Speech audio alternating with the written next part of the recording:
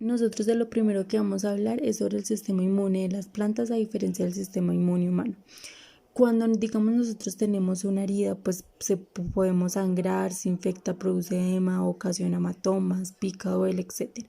Eso quiere decir que nuestro sistema inmune está atacando a los invasores. En las plantas también ocurre, pero no de la misma manera. Lo que ocurre en las plantas es que ella carece del sistema inmune adaptativo, o sea que no cuenta con células específicas para atacar y eliminar ciertos patógenos. Cuando una planta es atacada, digamos, por una bacteria infecciosa, de inmediato el vegetal ataca a la célula en peligro. De esta manera mata a los posibles hospedadores. No crece ni la bacteria ni nada, entonces cuando vemos partes de la planta que están marrones, negras, lo que estamos viendo es el sistema inmune vegetal en plena acción. Entonces, en resumen, la principal diferencia es que nosotros matamos al patógeno y la planta mata parte de ella, de una célula de ella, para poder que esta bacteria no siga creciendo.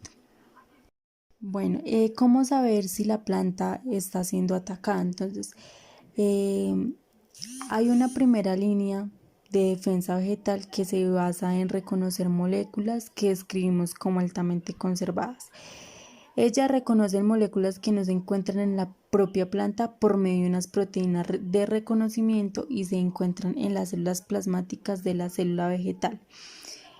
Esta respuesta detiene la infección antes de que el microorganismo comience su multiplicación, pero lo que pasa es que solamente funciona con aquellas bacterias, digamos, que no se han adaptado a la defensa en sí. Con el paso de los años, las bacterias también han desarrollado su propio sistema de defensa contra el mecanismo inmune de las plantas.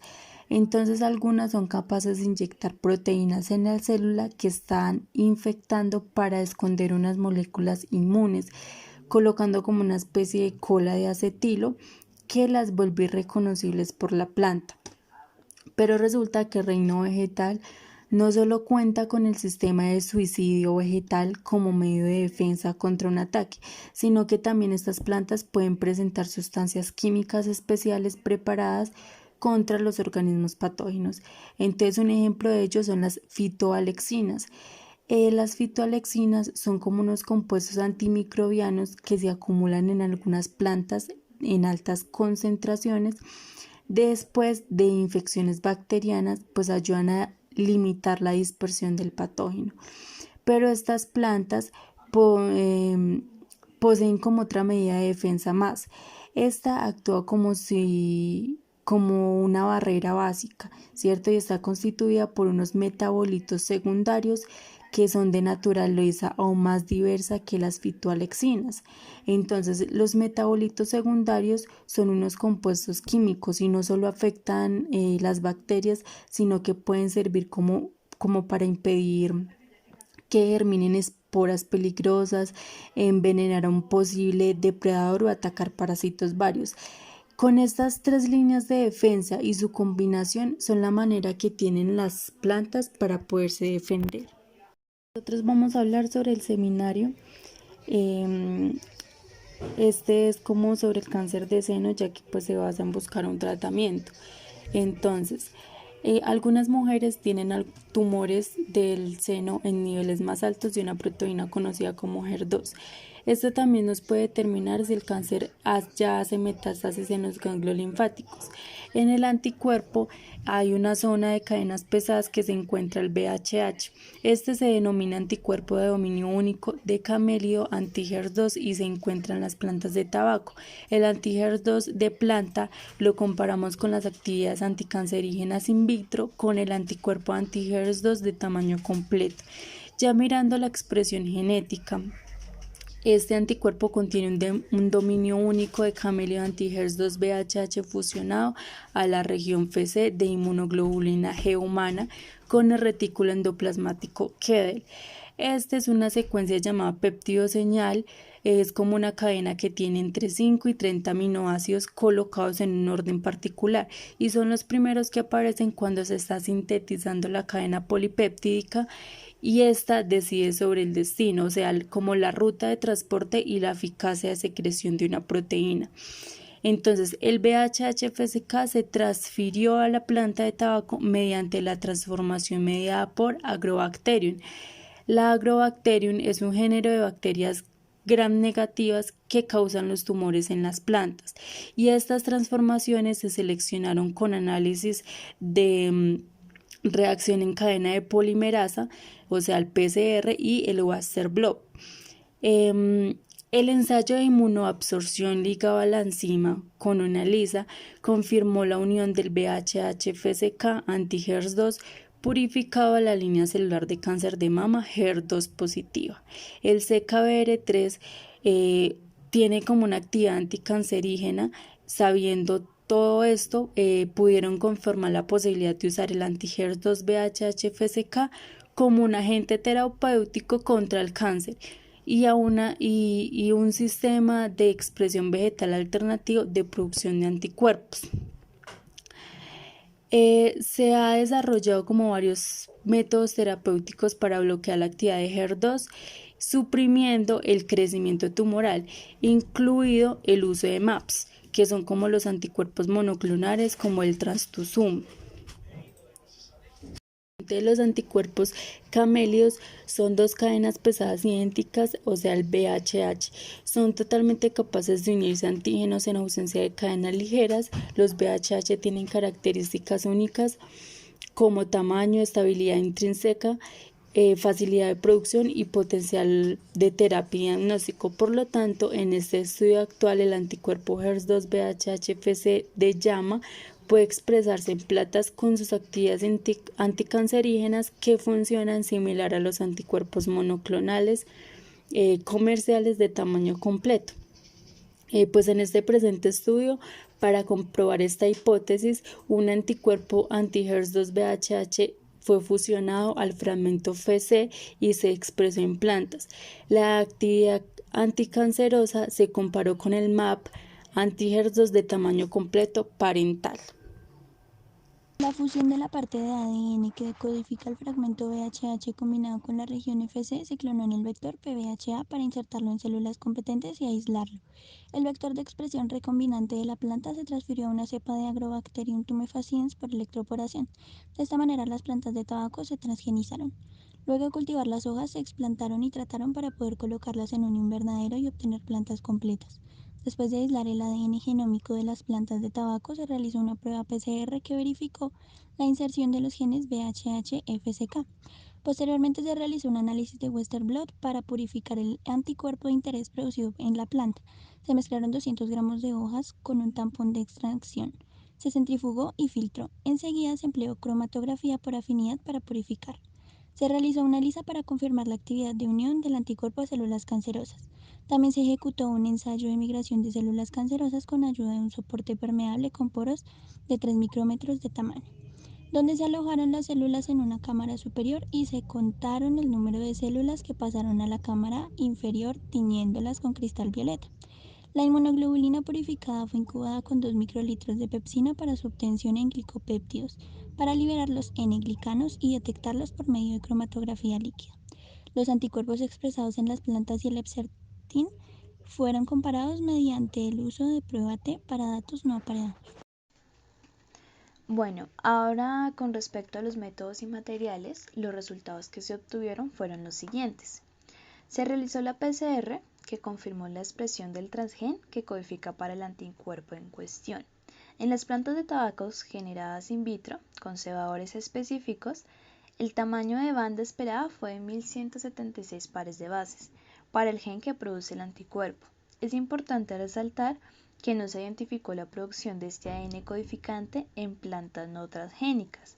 Lo que se utilizó para amplificar el gen fue un plásmido específico que permitió la replicación de manera autónoma, siendo utilizado como un control positivo.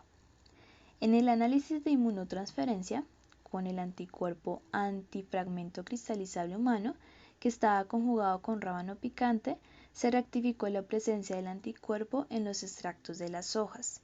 El control positivo fue el medicamento Herceptin.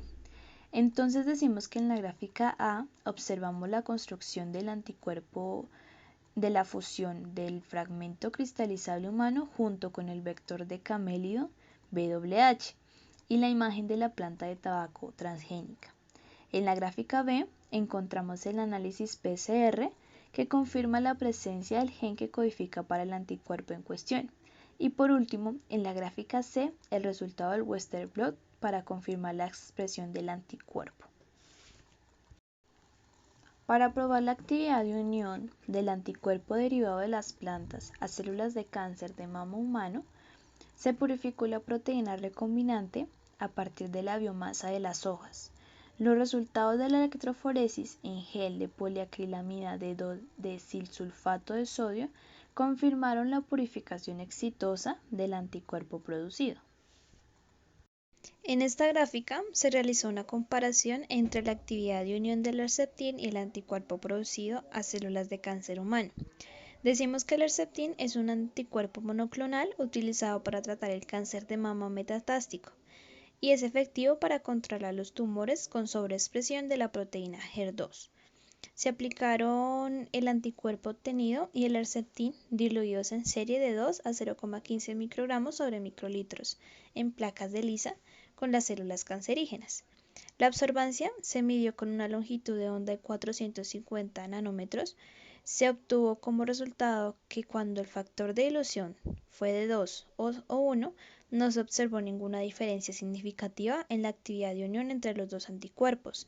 Sin embargo, cuando el factor de dilución fue disminuyendo, el valor de absorbancia fue ligeramente más bajo para el anticuerpo creado que para el Herceptin. Para comparar la actividad de unión específica del Herceptin y el anticuerpo monoclonal a las líneas celulares de cáncer de mama, SKBR3, MFC7, MDA-MB231 y SW480, se realizó una ELISA a las 96 hembras, cada una con 4 por 105 células en 100 mililitros. Los resultados de SKBR3 en ambos, tanto en el Herceptin como en el anticuerpo monoclonal, mostraron una absorción de 1.2. Sin embargo, esta fue 0.5 menor que la que mostró MCF7. En MDA-MB231, el Herceptin mostró una absorción de 0.2 y el anticuerpo monoclonal de 0.5. Por último, en SW480, el Herceptin mostró una absorción de 0.5 y el anticuerpo una de 0.6. Su control negativo fue solución salina taponada con fosfato. Para analizar la migración de las células se realizó un ensayo de migración transmol, en la cual se realiza una placa que tiene un filtro de 3 micrómetros de diámetro cada poro. Las células que no tuvieron tratamiento con el anticuerpo monoclonal o con la Herceptina migraron de 70 a 80 por campo, mientras que las tratadas con el anticuerpo monoclonal migraron menos que con la Herceptina, 50 células por campo. En esta técnica el papel filtro se desmonta de la placa y se tiñe para poder contar cuántas células migraron hacia el lado contrario del papel. Aquí se nos muestra la comparación estructural de tres componentes, los cuales son HRP, RB y el anticuerpo, los cuales están dados por HPLC o también cromatografía líquida. En este encontraron que el anticuerpo sintetizado en la planta tenía afinidad por el glicano manosa. Esto debe ser para que haya mayor afinidad por los receptores celulares. Y si el anticuerpo tiene más afinidad por este tipo de receptores, va a tener mayor efectividad en inhibir la movilidad de las células cancerosas. En otras palabras, menor metástasis. Se confirmó la correcta inserción, expresión en plantas de tabaco, purificación y actividad de unión a células de cáncer de mama del gen anti-HER2-VHH-FSK. Su valor de absorbancia fue similar al del Herceptin, aunque difirió en su actividad inhibitoria de migración celular tumoral, ya que fue más alta en comparación con el medicamento, así como con su actividad de unión específica que mostró mayor afinidad por células malignas in vitro. La N-glicosilación de las glicoproteínas en los eucariotas es sumamente relevante, ya que de ahí derivan las características clave de su efecto terapéutico. Este procedimiento discierne del que se lleva a cabo en plantas y se pudo comprobar que es mucho más preciso en plantas transgénicas, aunque los residuos de ciertos glicanos pueden generar una reacción alérgica al ser humano al ser inoculados junto con el anticuerpo. Sin embargo, esto puede evitarse reteniendo glicoproteínas en el vegetal al momento de fabricar el producto. Además, se demostró que los anticuerpos múltiples obtenidos de los camélidos pueden ensamblarse perfectamente con los que se encuentran en la planta, especialmente entre sus propias cadenas, tanto la pesada como la ligera, permitiendo así su correcta funcionalidad y efecto terapéutico.